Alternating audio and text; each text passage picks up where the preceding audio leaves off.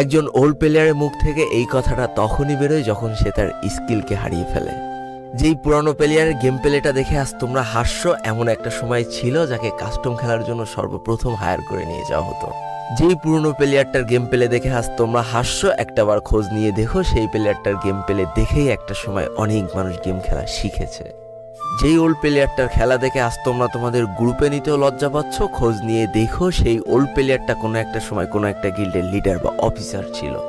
যেই ওল্ড প্লেয়ারটা আজ তোমাদের রিভাইভ দিতে যেতে ভয় পাচ্ছে, মনে রেখো একটা সময় ছিল যখন এই প্লেয়ারটাই পুরো মাঠ একা ফাঁকা করে বুইয়া নিয়ে আসতো।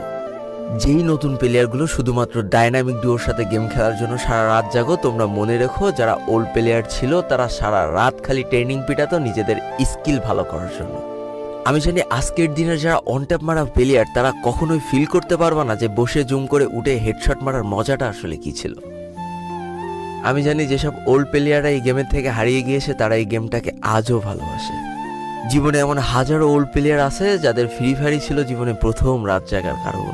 আমি জানি এমন হাজারো ওল্ড প্লেয়ার আছে যাদের রেজাল্ট খারাপ করারও প্রথম কারণ ছিল এই ফ্রি ফায়ার।